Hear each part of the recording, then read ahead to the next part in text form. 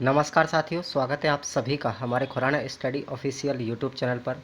दोस्तों, आपके लिए हमारे यूट्यूब चैनल पर राजस्थान जो रीट मुख्य परीक्षा है उसके लिए लेवल 1 और लेवल 2 दोनों के लिए अब आपको रेगुलर नोट्स मिलेंगे और क्लासें भी आपको मिलेंगी और आपको हमारे यहाँ से ऑल ओवर पूरा कंटेंट प्रोवाइड करवाया जाएगा। ये हैंड रिटन नोट्स आपको एकदम पूरे टॉपिक वाइज नोट्स मिलेंगे हमारे एप्लीकेशन के माध्यम से, और एप्लीकेशन पर जाकर के आप लोग देखेंगे तो आपको कम्प्लीटली कंटेंट मिल जाएगा। तो साथियों, यहाँ पर आपकी कक्षा 6 से लेकर के 12वीं तक की जो भी किताबें हैं एनसीईआरटी की और आरबीएसई की, उन सभी किताबों को मिक्स करके यहाँ पर आपको नोट्स तैयार किए गए हैं और आपको यहाँ पर रीट मुख्य परीक्षा 2022 L1 और L2 का पूरा कंटेंट अवेलेबल मिलेगा और क्लासें भी आपको रेगुलर चलेंगी। ठीक है साथियों, अब हम आज के टॉपिक में बात करेंगे राजस्थान के सामान्य ज्ञान को लेकर के, और हमारा पहला टॉपिक है और बहुत ही ज़्यादा इम्पॉर्टेंट है और सिलेबस में नया जोड़ा गया है, राजस्थान के राज्य प्रतीक। तो राज्य प्रतीकों के बारे में आज हम इस वीडियो के अंदर बात करेंगे। सबसे पहले हम बात करते हैं हमारा राज्य पुष्प। पहला है राज्य पुष्प। यह राज्य प्रतीकों में पहला कौन सा है? राज्य पुष्प। आपको याद रखना है राज्य पुष्प क्या है? हमारा रोहिड़ा है।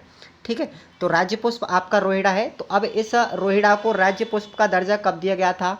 याद रखेंगे 31 अक्टूबर 1983 को। 31 अक्टूबर 1983 को राज्य पुष्प रोहिड़ा को घोषित किया गया था।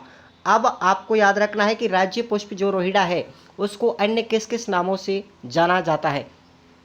तो साथियों, राजस्थान का सागवान और मरुस्थल का सागवान रोहिड़ा को कहते हैं। राजस्थान की मरुशोभा और मारवाड़ी टीक, इन चार नामों से रोहिड़ा को भी जाना जाता है। उसके बाद आपसे बहुत ज़्यादा इम्पोर्टेंट आपसे पूछा जाएगा कि भैया आपका जो रोहिड़ा है राज्य पुष्प, उसका साइंटिफिक नाम क्या है, उसका वैज्ञानिक नाम क्या है? तो आपको याद रखना है टिकोमेटा अंडुलेटा। क्या होगा? टिकोमेटा अंडुलेटा। आपको याद रखना होगा, भूलना नहीं है। और ये सर्वाधिक रोहिड़ा के जो पेड़ है वो सर्वाधिक कहाँ पाए जाते हैं? पश्चिम राजस्थान के अंदर पाए जाते हैं। और आपको याद रखना है इसके अंदर जो रोहिड़ा का आपका पेड़ होता है उसके अंदर ये फूल कब खिलते हैं रोहिड़ा के? तो वो चैत्र मास के अंदर खिलते हैं और इसका रंग कैसा होता है? हेरमिच रंग होता है।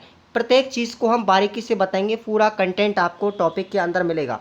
और ये भी आपको याद रखना है कि रोहिड़ा का जो फूल होता है जिस वृक्ष के अंदर आता है, ठीक है, तो रोहिड़ा का जो वृक्ष है उसका आपको वैज्ञानिक नाम अगर पूछा जाए तो आपको याद रखना है टीनोस्पोरा कार्डियोफोलिया।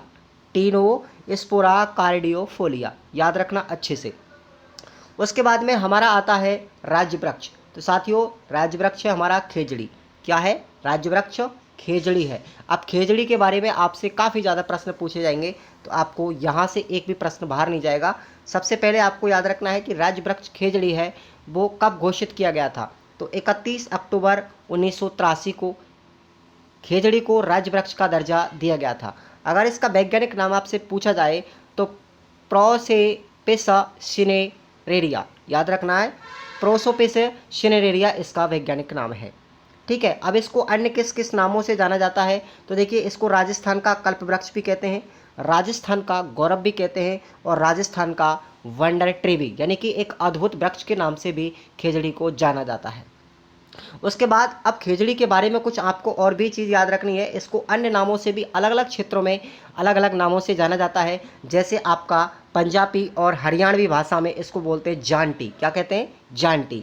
और तमिल भाषा में क्या बोलते हैं? इसको पे मे के नाम से जानते हैं। पे मे के नाम से तमिल भाषा में जाना जाता है। उसके बाद अगर आपसे पूछा जाए कन्नड़ भाषा में भैया खेजड़ी को क्या बोलते हैं, तो आपको याद रखना है बन्ना बन्नी के नाम से जाना जाता है।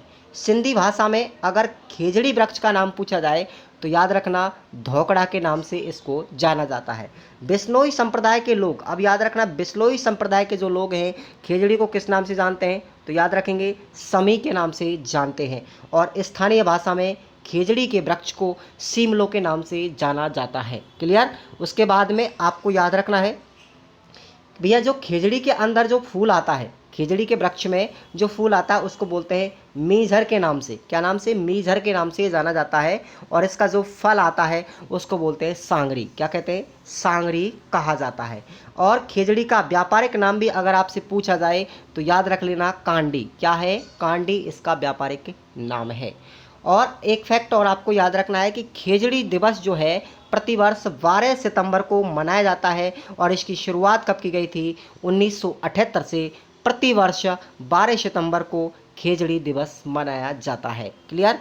उसके बाद खेजड़ी वृक्ष जो है थार के मरुस्थल को रोकने में भी सहायता करता है और जूझार जी और गोगा जी के जो मंदिर हैं साथियों, जो थान हैं, वो खेजड़ी वृक्ष के नीचे ही बने होते हैं। उसके बाद खेजड़ी को लेकर के एक घटना घटित हुई थी यहाँ पर कि 1730 ईस्वी के अंदर खेजड़ली गांव जोधपुर, ये खेजड़ली गांव कहाँ पर है? जोधपुर में है। अमृता देवी बिश्नोई के नेतृत्व में 363 महिला और पुरुषों ने बलिदान दिया था। इसलिए भाद्रपद शुक्ल दशमी को खेजड़ी गांव के अंदर विश्व का एकमात्र वृक्ष मेला लगता है। आपसे पूछा जाए कि वृक्ष मेला कहाँ पर लगता है तो याद रखेंगे खेजड़ली गांव जोधपुर में। ठीक है, कब लगता है? भाद्रपद शुक्ल दशमी को लगता है, याद रख लेना आप लोग। उसके बाद में आपका नंबर 3 आता है राज्य पक्षी। आपको याद रखना है राजस्थान का राज्य पक्षी क्या है? गोडावन। क्या है? गोडावन है। इसको बोलते हैं ग्रेट इंडियन बस्टर्ड के नाम से भी जाना जाता है, ग्रेट इंडियन बस्टर्ड के नाम से। और इसको राज्य पक्षी का दर्जा दिया गया था साथियों 1981 में, यानी 1981 के अंदर इसको राज्य पक्षी घोषित किया गया था गोडावन को। इसके अन्य नामों की अगर हम बात करते हैं साथियों तो इसको माल मोरडी, सोहन चिड़ैया, हुकना और गुरायन और शर्मिला पक्षी, इन सभी नामों से गोडावन को जाना जाता है। और ये उड़ने वाले जितने भी पक्षी हैं उनमें सबसे बड़ा पक्षी माना जाता है, सबसे बड़े पक्षियों की श्रेणी में ये गोडावन आता है। उसके बाद में आगे बात करते हैं। गोडावन जो साथियों है इसका जो अंडा होता है शुतुरमुर्ग के जैसा होता है, क्योंकि शुतुरमुर्ग की बराबर ही बराबर होता है। ठीक है ना? उसके बाद गोडावन जो प्रजनन केंद्र है, आपको याद रखना है गोडावन प्रजनन केंद्र कहाँ पर है। ठीक है, ये अच्छे से याद रख लेना, अगर एग्जाम में काफ़ी बार पूछा गया है कि गोडावन प्रजनन केंद्र कहाँ पर है? माचिया जोधपुर के अंदर। क्लियर? उसके बाद सर्वाधिक गोडावन कहाँ पर पाए जाते हैं तो साथियों हमारा राष्ट्रीय मरु उद्यान जैसलमेर है, वहाँ पर सर्वाधिक मात्रा में या पश्चिमी राजस्थान के अंदर आपके गोडावन पाए जाते हैं। इसके अलावा गोडावन राजस्थान में 2 स्थानों पर और मिलता है, एक तो है आपका साकलियावास अजमेर और दूसरा स्थान है सोरसेन बारा। ठीक है, सोरसेन बारा में भी और साकलियावास अजमेर में भी आपके राज्य पक्षी गोडावन पाए जाते हैं। अब इस गोडावन को साथियों याद रखना, रेड डाटा बुक जो है आपकी, ठीक है, रेड डाटा बुक के अंतर्गत 2010 में IUCN के द्वारा शामिल किया गया था। ठीक है ना, आपको याद रख लेना है। उसके बाद आता है आपका नंबर 4 राज्य नृत्य। आपको राज्य नृत्य पूछा जाए तो क्या करना है? घूमर करना है। ठीक है ना? और ये राजस्थान का परंपरागत या परंपरागत लोक नृत्य है और इसलिए इसको राजस्थान की आत्मा और राजस्थान के जो भी लोक नृत्य हैं उन सभी का सिरमौर कहा जाता है। क्लियर? राजस्थान के लोक नृत्यों का सिरमौर और राजस्थान की आत्मा घूमर नृत्य को कहा जाता है। ठीक है ना? इसलिए घूमर नृत्य जो है हमारा राजस्थान का राज्य के नृत्य भी कहलाता है। घूमर नृत्य के अंतर्गत साथियों जो महिलाएं होती हैं घूंघट लगा करके और घाघरा पहन करके एक गोल घेरा बना करके क्या करती है? नृत्य करती हैं। अगला आता है हमारा आपका राज्य खेल। राज्य खेल के बारे में अगर पूछा जाए तो बास्केटबॉल। क्या है? बास्केटबॉल याद रखना है।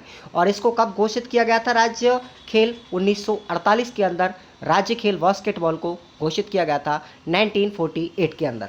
इस टीम अगर बात करें यहाँ पर खिलाड़ियों की तो बास्केटबॉल की जो प्रत्येक टीम होती है उसके अंदर 5 खिलाड़ी होते हैं और इसका नियंत्रण करने वाली संस्था अगर आपसे पूछी जाए तो याद रखेंगे आपको अंतर्राष्ट्रीय बास्केटबॉल संघ। ठीक है, अंतर्राष्ट्रीय बास्केटबॉल संघ।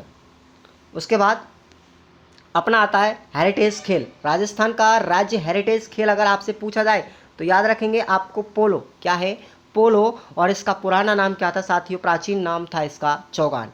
चौगान जिसको बोलते हैं। ठीक है ना, पोलो का पुराना नाम है। और यहाँ पर आपको याद रखना है जयपुर जो है उसको पोलो का मक्का भी कहा जाता है। ठीक है ना, सबसे ज़्यादा पोलो खेले जाते हैं जयपुर के अंदर प्राचीन काल में भी। ठीक है, उसके बाद आपका आता है यहाँ पर राज्य पशु चिंकारा। यहाँ पर राज्य पशु का दर्जा साथियों ऊँट को भी दिया गया है, आपको बताएंगे आगे चल रहा है। तो यहाँ पर राज्य पशु की अगर हम बात करते हैं तो चिंकारा है। ठीक है, ये अपना राज्य पशु का इसको दर्जा दिया गया था 1981 में। 1981 के अंतर्गत चिंकारा को राज्य पशु घोषित किया गया था। और इसका वैज्ञानिक नाम आपको याद रखना है, काफ़ी ज़्यादा वैज्ञानिक नाम आपसे पूछे जाते हैं। तो गैजेला वेनेटी, गैजेला वेनेटी आपका चिंकारा का वैज्ञानिक नाम है। और इसको अन्य नामों से भी जानते हैं, इसको छोटा हिरण और भारतीय गैजेला भी कहा जाता है। क्लियर। यहाँ पर जो चिंकारा है आपका वन्य श्रेणी का राज्य पशु घोषित किया गया है। और राजस्थान के जयपुर के जो नाहरगढ़ अभ्यारण्य है उसके अंतर्गत ये सर्वाधिक मात्रा में पाए जाते हैं। क्लियर। उसके बाद ये हमारा एंटीलोप प्रजाति का क्या है, एक प्राणी है। और अब हम बात करते हैं राज्य पशु ऊँट। यहाँ पर व्यावसायिक दृष्टि से पालतू पशुओं की श्रेणी में घोषित किया गया है। ऊँट को राज्य पशु का दर्जा दिया गया था। और आपको याद रखना है 30 जून 2014, 30 जून 2014 को ऊँट को राज्य पशु का दर्जा दिया गया है। बिल्कुल डेट याद रखना, काफ़ी बार एग्जाम में पूछी जाती है। 30 जून 2014 बिल्कुल करेक्ट है। आपको कहीं भी इसके अलावा कोई भी इनकरेक्ट डेट मिलती है तो वो बिल्कुल गलत है। आपको 30 जून 2014 ही याद रखना है। अब आगे बात करते हैं यहाँ पर। तो ऊँट जो है हमारा रेगिस्तान का जहाज भी कहलाता है। और साथियों ऊँट का अगर आपसे साइंटिफिक नाम पूछा जाए, वैज्ञानिक नाम पूछा जाए, तो कैमेलस ड्रोमेडेरियस, वेरी वेरी इंपॉर्टेंट है, याद रखेंगे आप लोग इसको, कैमेलस ड्रोमेडेरियस। राजस्थान में सबसे पहले ऊँट लाने का श्रेय किसको दिया जाता है? सबसे पहले राजस्थान में जो ऊँट लेकर के आए थे वो पाबू जी लाए थे, याद रखेंगे आप लोग। और ऊँट का आभूषण जो है आपका क्या कहलाता है? गोरबंद कहलाता है। ठीक है ना, ऊँट का आभूषण क्या कहलाता है? गोरबंद कहलाता है। उसके बाद आपका आता है राज्यगीत। राज्यगीत आपको याद रखना है, केसरिया बालम आओनी पधारो मारे देश। ये पूरा गीत है आपका, केसरिया बालम आओनी पधारो मारे देश, ये हमारा राज्य गीत है। ठीक है ना। और इस गीत को सबसे पहले स्टेज पर किसने गाया था? तो याद रखेंगे स्टेज पर गाने वाली पहली महिला जो थी मांगी बाई थी, जो उदयपुर की निवासी थी। सबसे पहले स्टेज पर जो गायन किया था ये मांड शैली के अंदर गाया जाता है। याद रखेंगे आपको, जो हमारा राज्य गीत केसरिया बालम है इसको सबसे पहले मांड गायिका मांगी बाई जो उदयपुर की निवासी है उन्होंने सबसे पहले स्टेज पर गाया था। लेकिन इसको अंतर्राष्ट्रीय ख्याति दिलाने का जो कार्य किया था साथियों, वो अल्लाह जलाई बाई के द्वारा किया गया था। इस गीत को अंतर्राष्ट्रीय ख्याति अल्लाह जला बाई के द्वारा दी गई थी, जो बीकानेर की निवासी है। इसलिए अल्लाह जला बाई को राजस्थान की मरु कोकिला भी कहा जाता है। काफ़ी बार एग्जाम में पूछा गया राजस्थान की मरु कोकिला कौन है? साथियों अल्लाह जला बाई, बीकानेर की रहने वाली। और ये कौन है? एक मांड गायकी है, याद रखेंगे क्या है? मांड गायकी से इसका संबंध है। और सबसे पहले अल्लाह जला बाई ने इस गीत को गाया था महाराजा गंगा सिंह के दरबार में, जो बीकानेर के शासक थे। ठीक है ना, आपको याद रखना है अल्लाह जला बाई ने सबसे पहले महाराजा गंगा सिंह के दरबार में, जो बीकानेर के शासक हैं, वहाँ पर सबसे पहले इस गीत को गाया था। और स्टेज पर सबसे पहले अगर हम बात करते देश के सामने, तो मांगी बाई उदयपुर की जो थी उनके द्वारा गाया गया था। और एक बात और आपको याद रखनी है कि जो ढोला मारू प्रेम कहानी है उससे संबंध रखता है हमारा केसरिया बालम राज्य गीत। ढोला मारू की प्रेम कहानी पर आधारित है, बहुत बार एग्जाम में पूछा गया है। उसके बाद आता है हमारे यहाँ पर राज्य मिठाई। तो आपको याद रखना है राज्य मिठाई क्या है? घेवर। और राज्य कवि कौन है? हमारे सूर्यमल्ल मिश्रण। ठीक है, आपको पूछा जाएगा राज्य मिठाई तो आपको करना है घेवर। अगर आपसे पूछा जाए राष्ट्रीय मिठाई भी आपसे पूछा तो नहीं जाएगा, फिर भी आपको याद रखना है क्या है साथियों? जलेबी। बहुत से बंदे जलेबी करके आएंगे, लेकिन साथियों हमारी राष्ट्रीय मिठाई है जलेबी, लेकिन हमारा राज्य मिठाई जो राजस्थान की मिठाई है वो है हमारी घेवर। क्लियर। तो आज आपका टॉपिक ये हमारा होता है पूरा राजस्थान के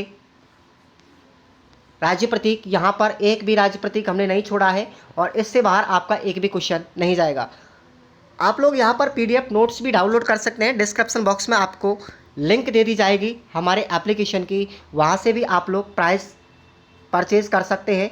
199 इसका प्राइस है एट प्रेजेंट के टाइम पे जब आपको चल रहा है। कोई दिक्कत नहीं है, प्राइस आपका घटता बढ़ता भी रहेगा समय के अनुसार, कोई दिक्कत नहीं है। लेकिन आपको पूरा कंटेंट जो आपका फुल कंटेंट है वो बिल्कुल प्रोवाइड किया जाएगा।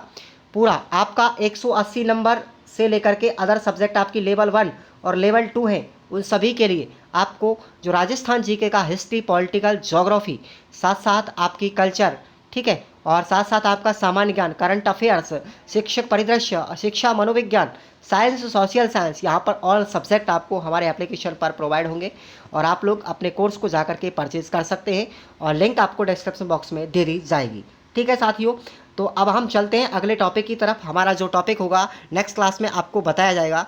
ठीक है, धन्यवाद। तब तक के लिए चैनल को सब्सक्राइब कर लें। धन्यवाद।